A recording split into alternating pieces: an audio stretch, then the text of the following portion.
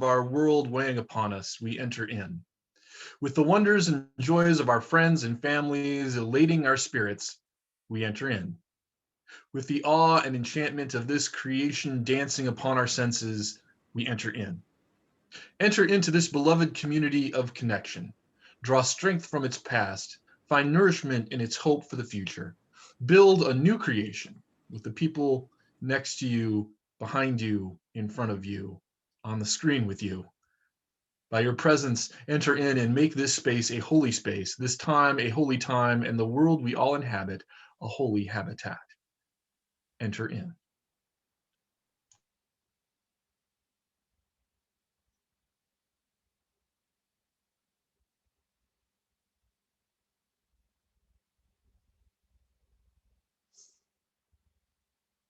The chalice will now be lit in the sanctuary.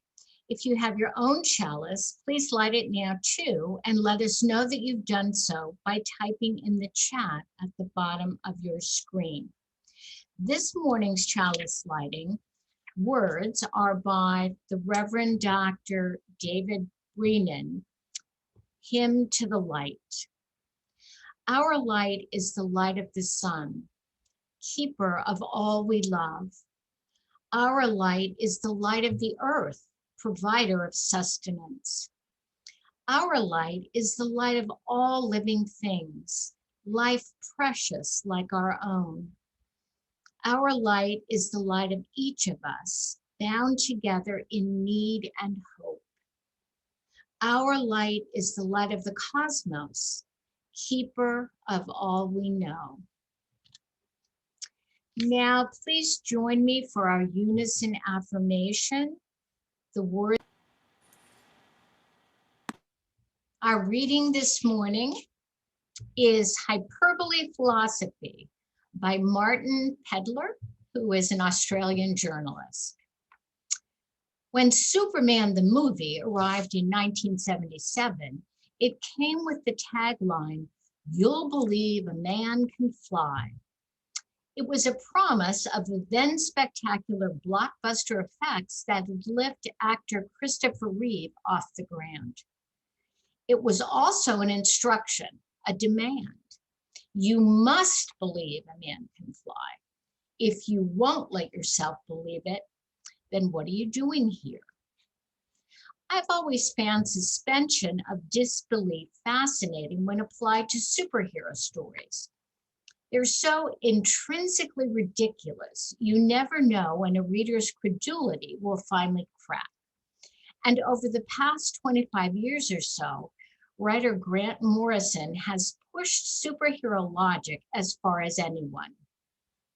His heroes have battled data-inspired art criminals, explored five-dimensional space, bravely faced their own erasure, and peered out of the pages of their books to see our faces hovering above them. When Morrison once wrote a scene featuring a Superman from the 853rd century punching through time, an interviewer questioned him about what the hell that actually might mean. The answer was his Rosetta Stone.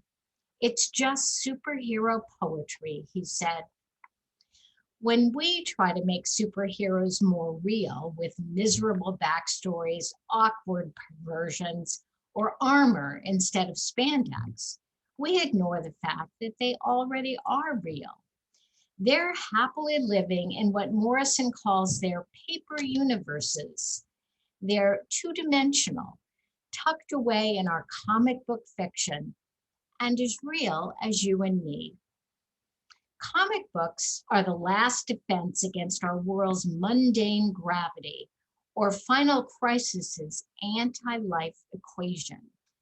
That's why it's not death, but decreation that's the worst fate for Morrison's heroes, and why their greatest victories come through imagination and reinvention. This Unitarian Universalist once wrote, "There is a fifth dimension, beyond that which is known to man. It is a dimension as vast as space and as timeless as infinity.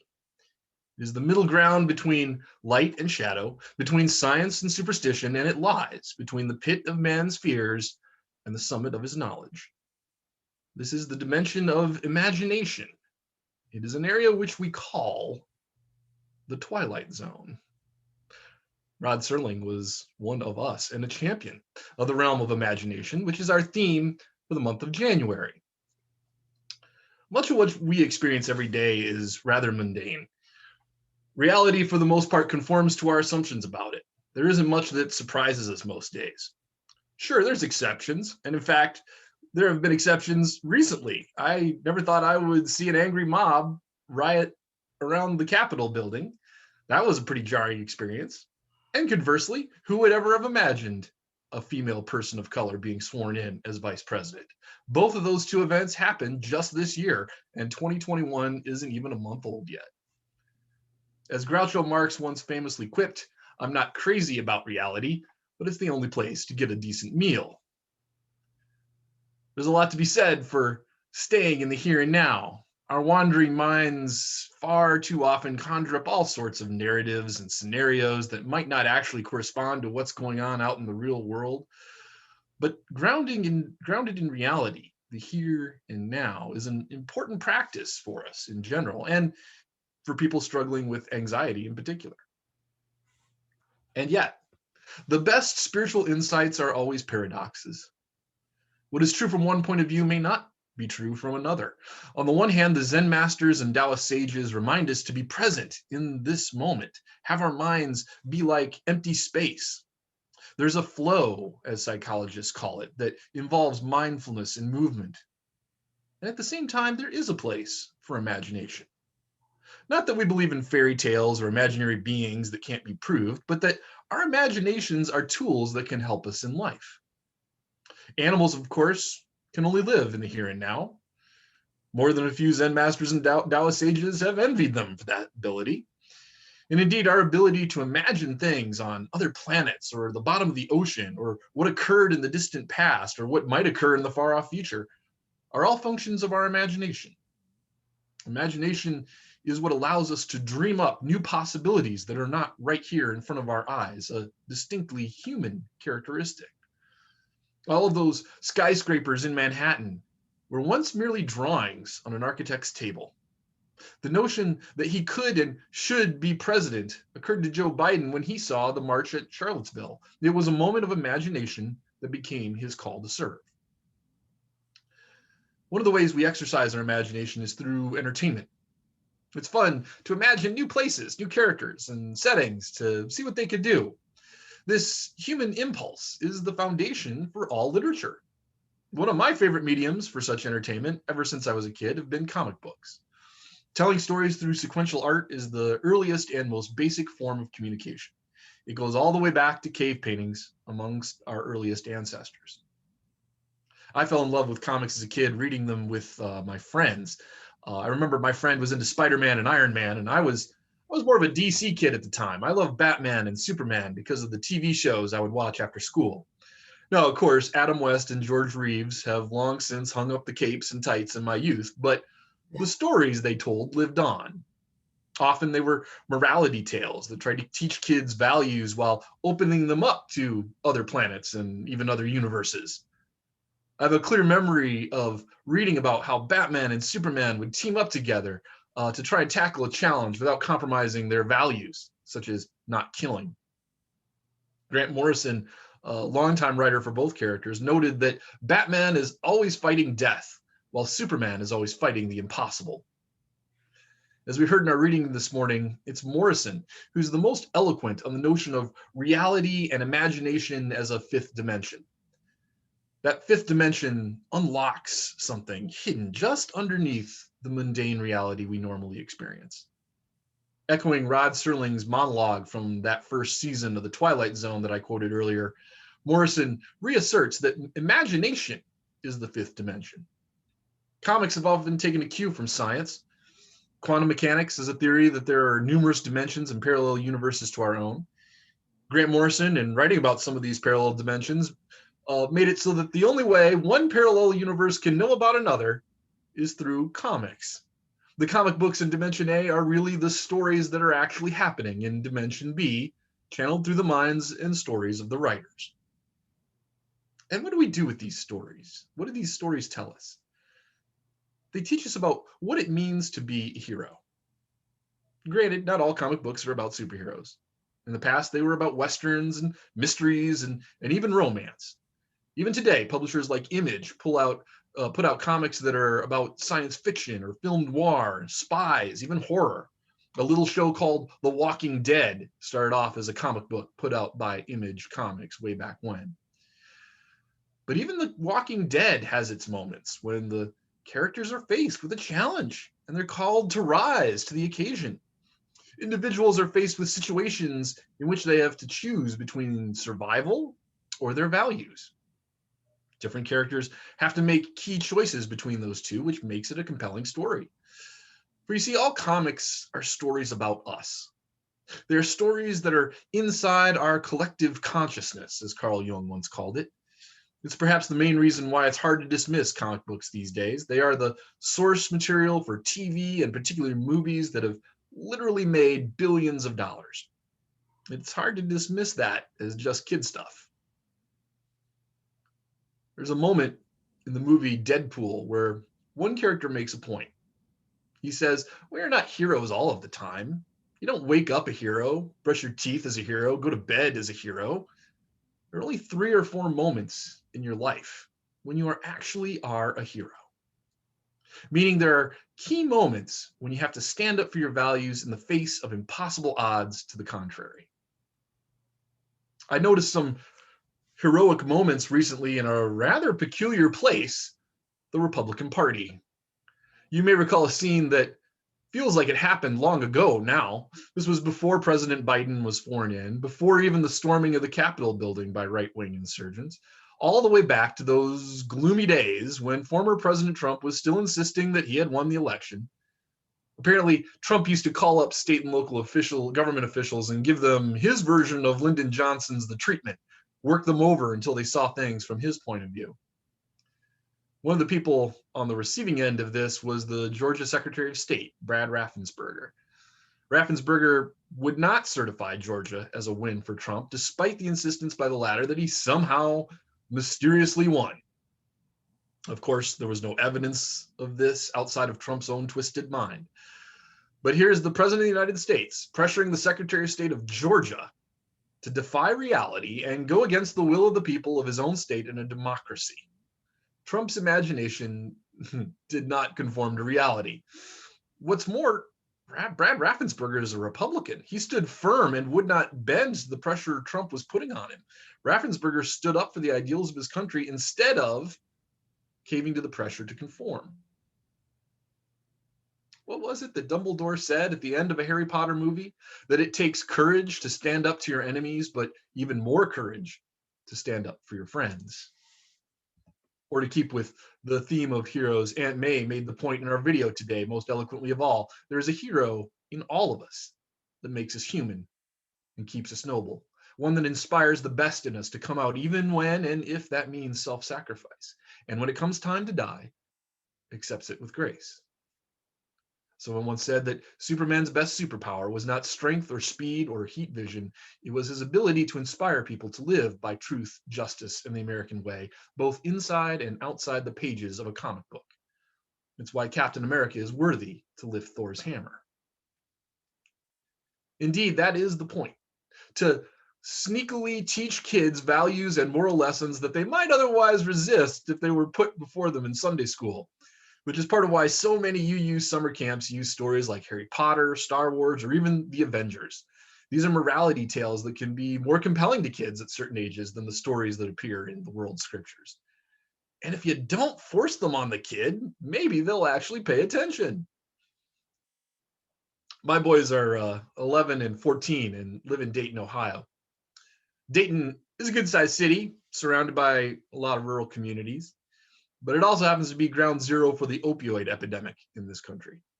So since my kids are middle school and high school age, we took some time during their holiday break to have some honest and perhaps difficult conversations. They didn't really know anything about drugs, But we had to talk about what happens when you go over to a friend's house or hanging out with a friend in the schoolyard and they offer you pills. What do you do? Well, of course, they said they would say no. I even quoted that Harry Potter line. It's easy to say no to your enemies, even harder to do so with your friends. Much harder to have one of those 3 or 4 hero moments with someone you hold dear. However, it's important to think through what you will say before you're in that situation. You don't want the first time you think about drugs to be the moment someone has presented them to you, which is itself an act of imagination. I think maybe the best example of imagination we saw this past week was the new president's inauguration. If there's anything you can say about Joe Biden is that he sticks to his values even when others don't agree. Doesn't it always seem like we elect the president in reaction to the one that came before, either getting 4 more years of the same or more often the complete opposite?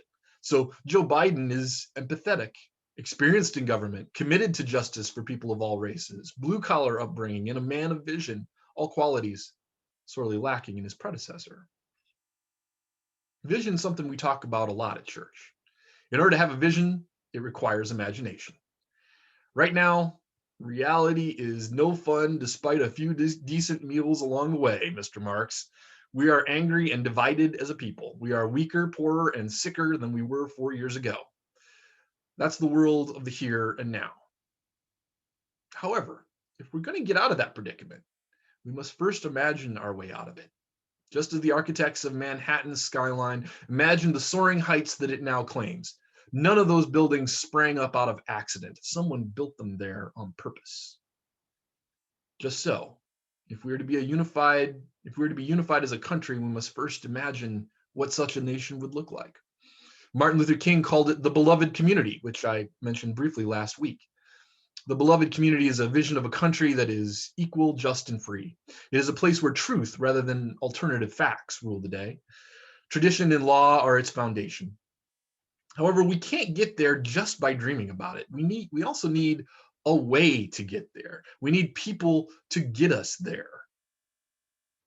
We need heroes like Joe Biden, who are willing to lead us and stand in the fire of what all of the right-wing internet trolls will say about him, what people like the Proud Boys will try and do to him. He's willing to take that risk based on a vision of America that looks very different than it did on the day that Charlottesville demonstrations occurred. He and his family take all those risks because of an exercise in imagination, because his vision inspired millions across our country to vote for him and the vision he articulated. His imagination sparked our imagination so that just the thought of the potential that is now before us was enough to provide comfort to those who have suffered for 4 long years without hope. Maybe it would be overstating it to say that the president is a hero. Perhaps he is. But if he is, he reminds us that, like what Aunt May said to Peter Parker, there is a hero in all of us, Democrat and Republican alike.